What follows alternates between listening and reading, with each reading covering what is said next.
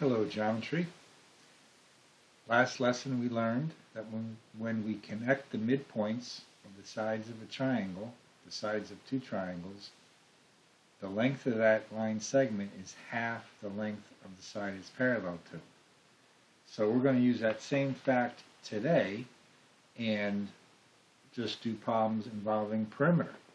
So let's say we have a triangle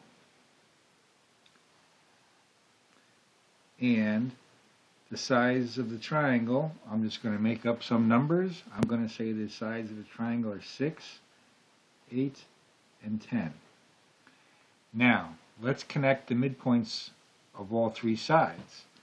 So right about there looks like the midpoint of that one, the midpoint of that one, and the midpoint of that one about there. So when we connect those midpoints, we get a triangle inside.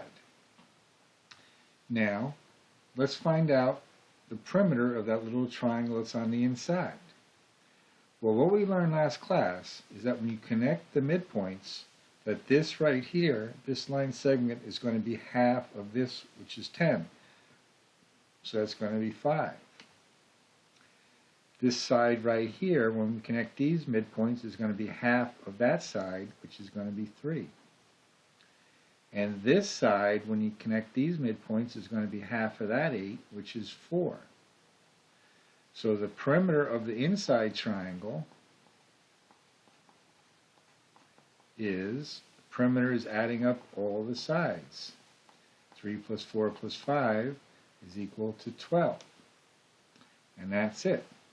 Now another way to do that is if you look at the perimeter of the original triangle, the big triangle,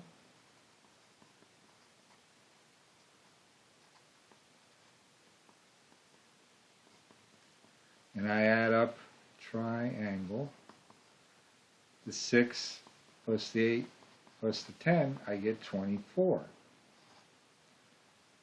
Well, what's half of 24? You also get 12. So it can be done either way. You can find each side and add them up, or you can find the perimeter of the original and then divide. And that's basically all today's problems are going to be.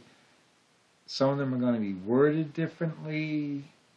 Sometimes you may be given the perimeter of the inside triangle and asked for the perimeter of the outside triangle.